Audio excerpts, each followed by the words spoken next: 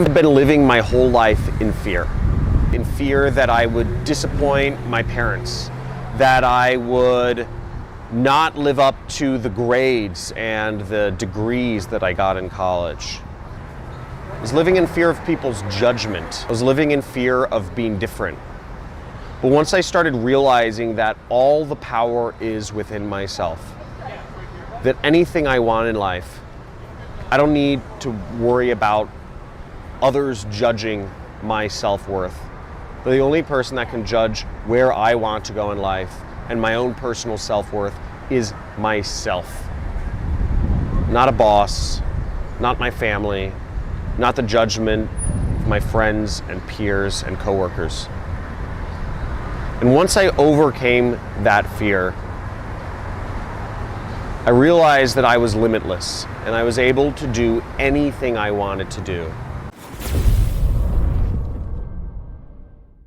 Everybody doubts themselves, everybody second guesses themselves, and I doubted myself and I second guessed myself just as much as any other person. But I'd say the difference is no matter what, I knew that I needed to be moving out of my current situation. I went to an event. At that event, I had an epiphany. I created a new vision of myself. And what happened is every day I went to work after that event. Every day I went to work, I felt like I was living an alternative life. Because in my mind, I already had a new vision for myself already created. And that new vision of myself was that I was free. So every day I went into work, I felt in limbo and I didn't feel like I belonged there. I don't know if you've ever felt like you don't belong somewhere, but for me, that was every single day. That kept me focused, because if you're somewhere where you don't feel you belong, if you're in a situation where you don't feel is correct for you, if you feel a sense of unease with what you're doing or who you're surrounded by, if you feel incongruent with yourself, you work very hard to move out of that situation. It's like if you're wearing a piece of clothing that's not you. You feel awkward and you feel like people are looking at you awkward and you feel like you don't belong in that shirt or that jacket and you feel that need to get it off. That's what I felt. That's what I felt every day I went to work. It was incredibly uncomfortable. It wasn't just a momentary feeling. It was pervasive. There wasn't really an option. I started noticing that my doubts and my second guessing were my brain playing tricks on me. And I stopped taking them seriously. I realized that my own doubts and that my second guesses were not my own. That those doubts that bubbled up in my brain, those second guesses about my direction, those were actually what society wanted me to think. And I realized those thoughts were not my own. Those thoughts were society's trying to claw me back into the safety net of that structured corporate world that we've been educated on for our entire lives. And once I realized that those doubts were not my own, but they had been educated into my brain by my friends, by my family, by my teachers, I started realizing that I had to move beyond them. And I did. Doubt used to cause me to hold myself back in life and in business. Fears of others' judgments, the judgments of my family, my friends, people I wanted to impress, used to hold me back from living the life that I truly deserve. Now, once I learned to control those doubts, once I learned to control those fears of judgments from others, I was able to live a life that I truly enjoy. And being able to control your fears and your doubts of judgments of others and society will set you free. In just a second, I'll tell you my story of how I've been able to overcome doubts and the striving to be of perfection in my own self to create a business that makes me millions of dollars per year and living a life that I truly love. So when I first decided that I wanted to quit my job, it was out of anger, right? And it wasn't from like a centered place. I realized I was at a crossroads in my life. And there were kind of two paths I could go on. One is I could really just double down on the career route and say, look, I'm gonna make this work. This may not be the right job for me where I'm gonna move up, but I'm gonna double down the career route. I still believe that I can make it work. It's just, this is the wrong job. And the other route was that the only person who could actually pay me what I'm worth is myself, and I need to be an entrepreneur. And what helped me make that decision was I kind of projected into the future for each of these routes. I said, if I take route A, where will I be in 1, 2, 5, 10, and 25 years? And I just kind of imagined where my life would go in each of these routes. And what I realized was that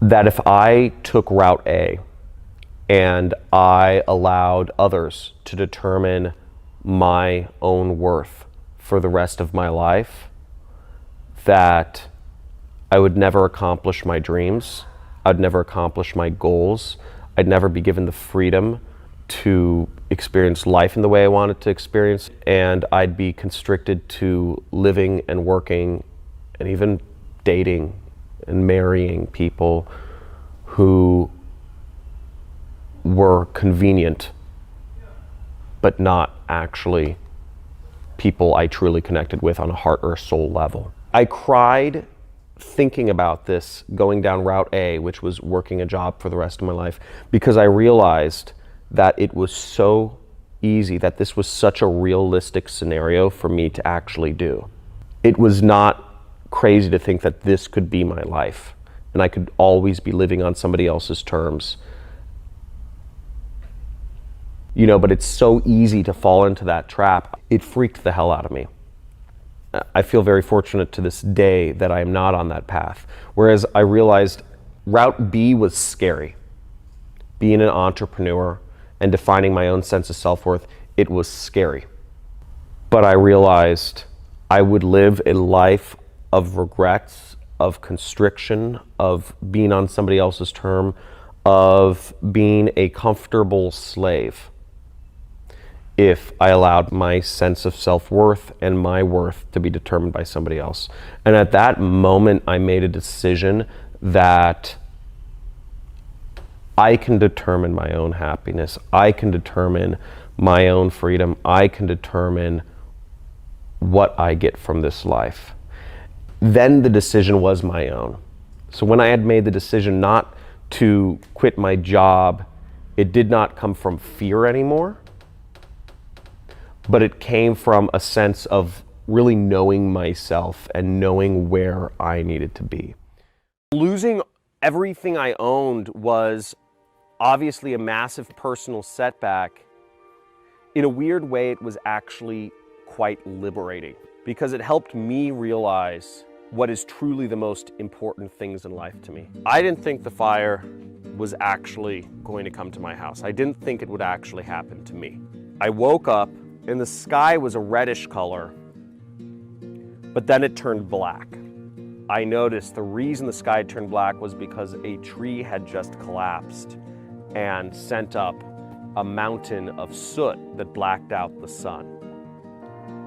So at that point I realized I had to get out, and I had to get out immediately within the next 5 minutes. The winds were blowing 70 miles an hour. There were ashes flying everywhere. There were embers flying everywhere. And my neighbor's yard is on fire. Everything I'd accumulated throughout my entire life and my animals were just in my house. This was our dream piece of property that we had bought just a few months prior. In the span of 3 seconds, I had to decide what I could take with me and what I had to leave behind, and I couldn't take much with me. Within that 3 seconds, my mind started going to, what other special things do I need to keep with me? And my mind started going off into some directions. I said, oh, there's some special pictures, maybe my computer, maybe my Xbox, and then it just said, it's all junk. It's all junk, and I need to leave it all behind because I don't have time. But in that 3 seconds, I had to decide, what do I bring with me and what do I not? Really, it came down to my animals. What I realized was, at the end of the day, it's really about the people and the animals that you love and the connections that you have in this world, and everything else is just kind of temporary.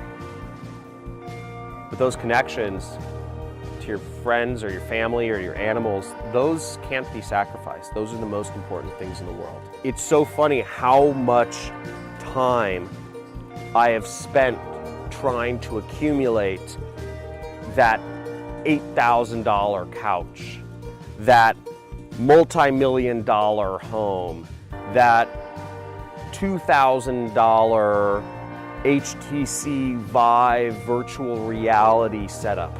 It took my house burning down for me to realize that stuff is meaningless. And if you're still in the mindset of trying to accumulate things and money and fancy cars and houses, you're approaching life the wrong way. In a weird way, it was actually quite liberating because it helped me realize what is truly the most important things in life to me, which are family, friends, and the experiences we share together. That's all you really need at the end of the day, and I'm perfectly happy.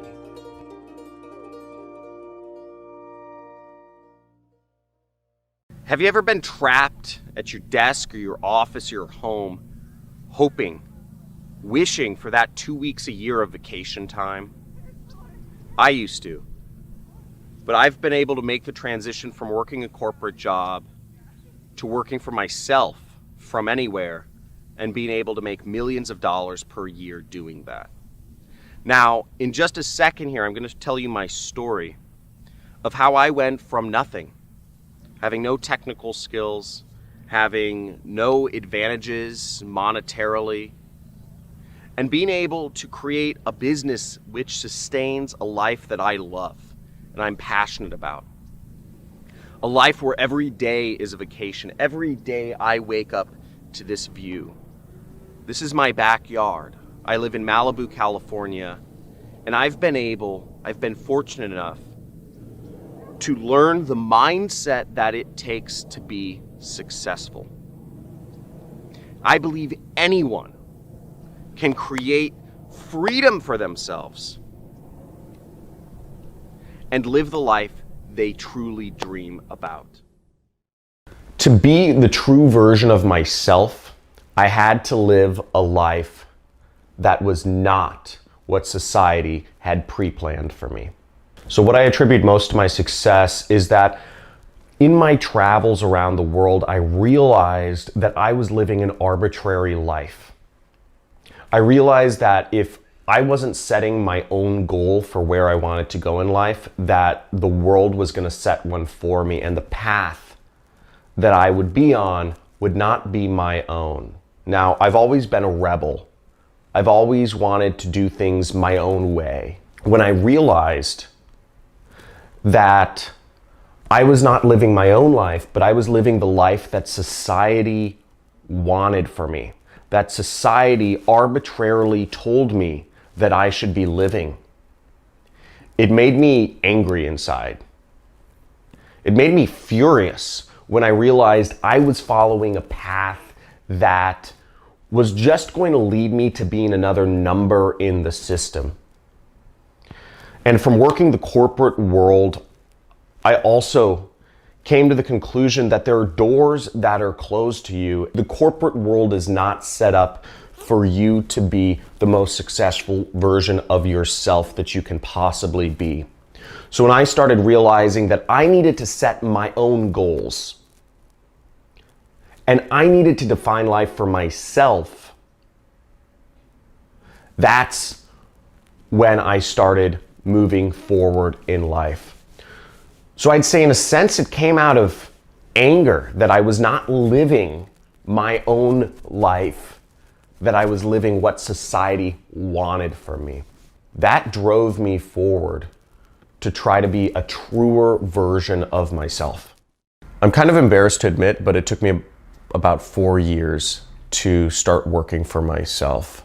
I'd been trying since 2009 to start my own business, and I started a number of businesses and make some money in fits and spurts. Some businesses worked out, some businesses didn't. Some businesses made me money for a few months and then they would just stop working for various reasons. I started probably about a dozen different businesses during those 4 years, but I could never get anything that was consistent.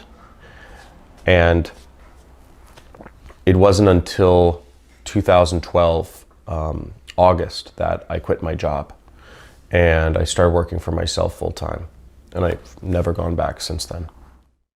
The biggest mistake I see entrepreneurs making is believing they need to do things perfectly, but instead not doing anything at all.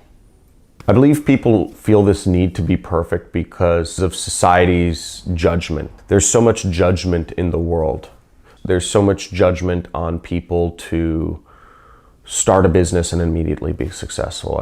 There's so much judgment from society of people looking at your Instagram photos. There's so much judgment from society in all aspects of our lives. What I realized was that society's judgment was not me being myself. It was me trying to placate all these different groups of people. And it can get mind-numbing when you're trying to advertise something on Facebook, but you have to think about, what will your family think? What will your extended family think of that post you do? What will your friends think of you trying to sell a product on Facebook? What will other people that don't know you personally, but you'd hope to impress, think of this post you'd put on Facebook, or this image you put on Instagram, or of this video you put on YouTube? And juggling all these different groups whose judgment I was worried about, it just felt like a 1,000-pound rock in my chest. But what I realized was that those thoughts weren't my own. They'd been implanted in me.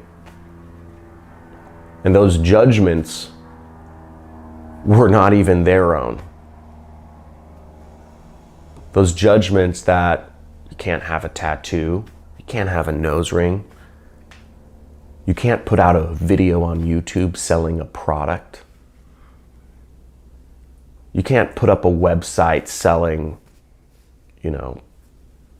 some random stuff. I realized that those fears, that fear of judgment was not my own thoughts. They were somebody else's thoughts. And that those thoughts of those other people were somebody else's thoughts before them. They'd been implanted in their brains. And that the only true way to live life is really just be yourself and not allow society's judgments to filter in and affect your brain. How did I stay motivated for 4 years to keep trying my own business? Well,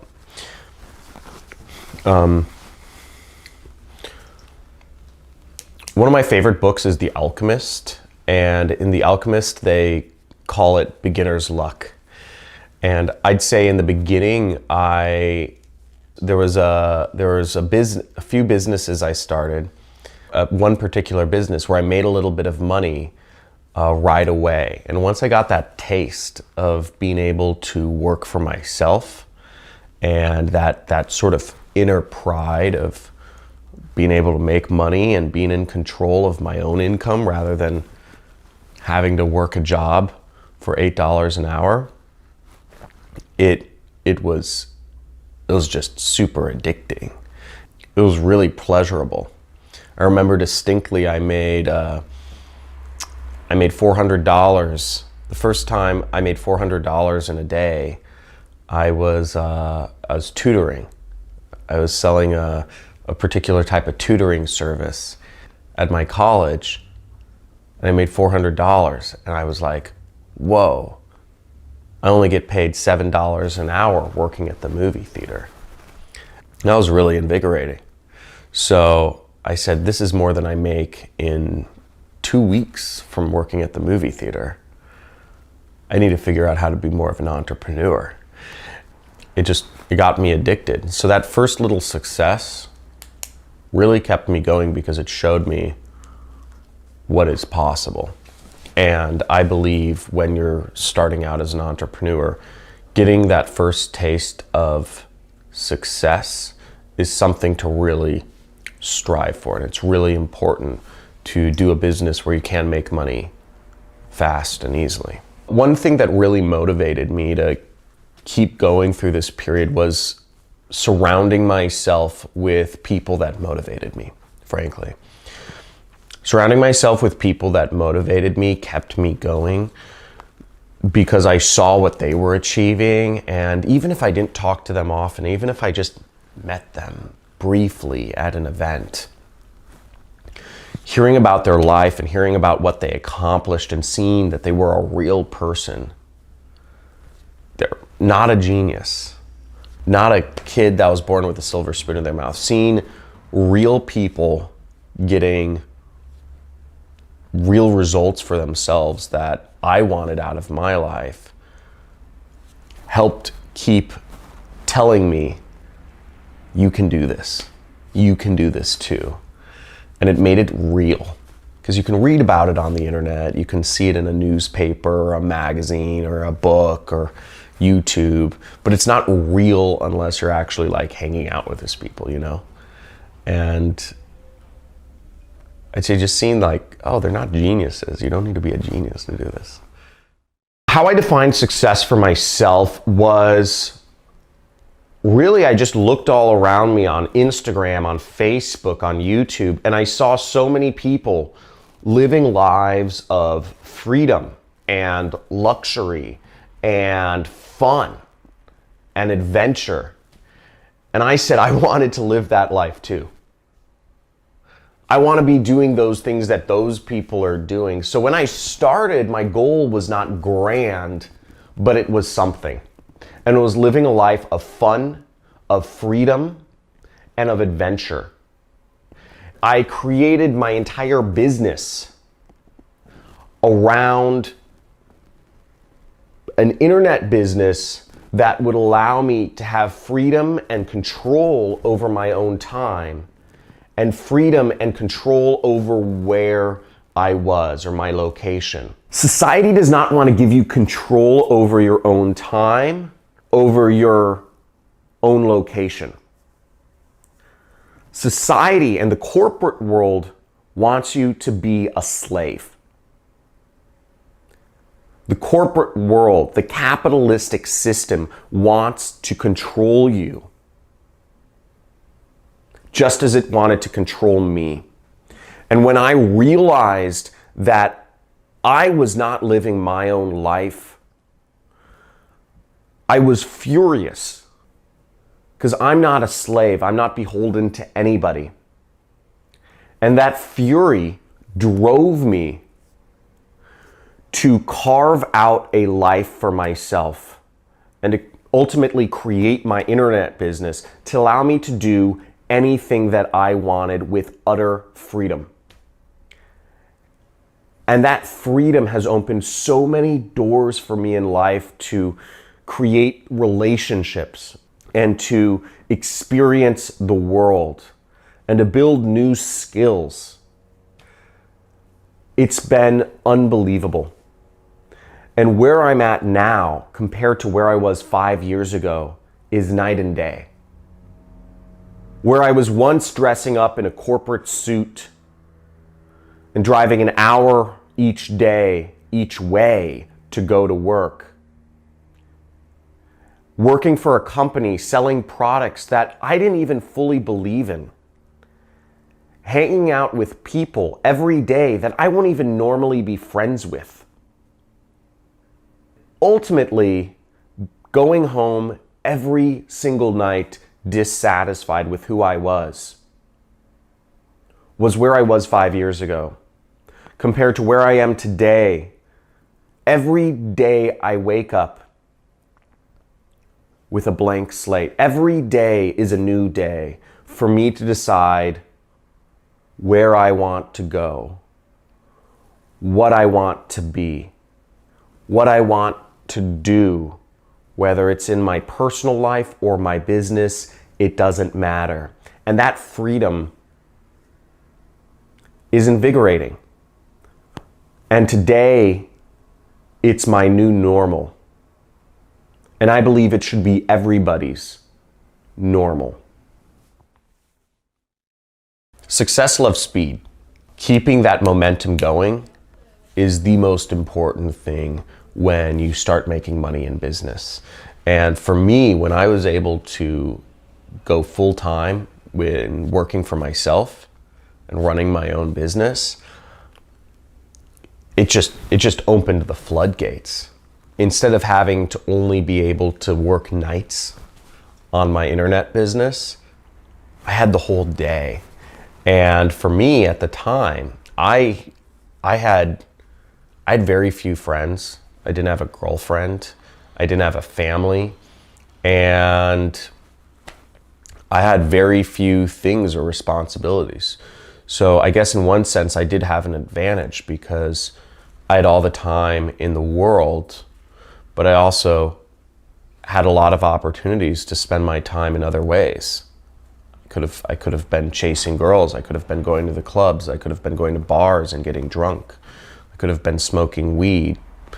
And I know a lot of entrepreneurs who once they start working for themselves, they'll get drunk during the day, they'll smoke weed in the morning, they'll travel around the world full time and not work on their business, or they'll be dating lots of girls, and they lose sight of actually creating momentum in their business. Creating momentum in your business is actually, I'd say, one of the most important things. Once you start earning money, keeping that momentum going as hard as you can is paramount. I kept that going. The first year in business, I did $300,000. My second year in business, I did close to $1 million. My third year in business, I did close to $3 million. So my momentum, every single year, I almost tripled what I did the previous year. Every year since then, I've done nothing less than $1 million in my business. But I would have never gotten to that point if I'd allowed myself, when I was 25 years old, making $300,000, if I had allowed myself to start getting a big ego and saying, I'm going to hang out at bars, I'm going to go to clubs, I'm going to forget about my responsibilities and travel full time, but not tend to my business. Because it was a very easy and very real opportunity for me to have and do. I could have just been dating girls and traveling the world and being a socialite. But I didn't. I kept momentum in my business. And if you're trying to take your life to the next level, momentum is the most important thing. Oh, that fucking asshole. That's what I was thinking. I was bulletproof. I practiced in the mirror like all this time. And my heart just dropped. It just went. In my mind, everything I had worked up to and came up to this point, I'd gotten good grades in high school. I'd taken the APs. I went to a great college. I had all the right majors, business, marketing. Everything I'd done, I'd gotten a good job. I switched out for a better job, and I did everything correct in my job, and I was moving up and I was doing everything. I was helping the company grow. I felt pretty confident going in because I felt like I had a bulletproof case for asking for a raise. So I went in, I had, a little sheet prepared of, just kind of some numbers and some charts and some of the actual data that I was going to reference. And I went in and I made my spiel, which was short. I thought I kept it good and open-ended. I didn't ask for a firm amount. I said, hey, I'd look like either a raise or some sort of incentive plan moving forward so that I can be on track to earn 6 figures. His answer was the one answer I actually hadn't prepared for, which wasn't really an objection, but what he said was, or what? He was just being an a-hole, what that question meant to me. Because he was saying, you want a raise, or what are you gonna do? And what I felt like he was asking me to do is actually put my balls on the line and say, or I'm quitting. I don't think that was his intention. The way I interpreted his response, or what, I felt he was forcing me to say, is the job path for you? Or do you have to go a different route? I want to give my boss a month notice, so I gave myself 60 days to say, I'm out. Whether or not I had the income to support going out on my own. I knew I had to do it, and I knew I just had to really just resolve it in that moment and just move forward, because otherwise I'd create too many obstacles to keep myself comfortable. Being an entrepreneur and defining my own sense of self-worth, it was scary. But I realized I would live a life of regrets, of constriction, of being on somebody else's term, of being a comfortable slave if I allowed my sense of self-worth and my worth to be determined by somebody else.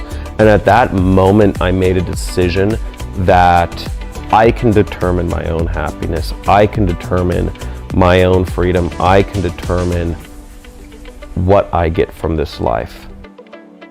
But once I had that goal in mind, you see, I was able to problem solve my way to get there. You don't need to let anybody else determine what you're worth or where you're going in life, that you have full control of that. And it doesn't need to be a boss, a teacher, or even a relationship you're in. You determine where you're going in life. You alone have all of the power in the world to figure this stuff out for yourself. You're in a prison of your own mind. What you fear is not real. And it's really bitching over on this other side. You can truly make it happen.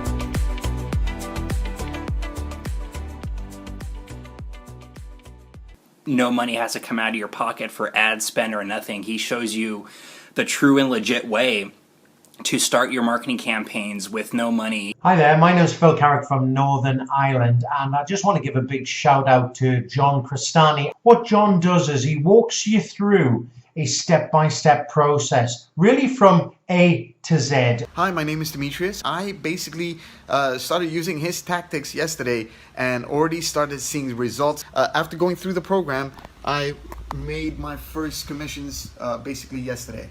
John Crestani, thank you so much for access to your program. It is powerful, and I hope your students and people actually get in, and they'll see, they'll be able to understand what I'm talking about. Okay, so thank you again, and I appreciate everything that you put out.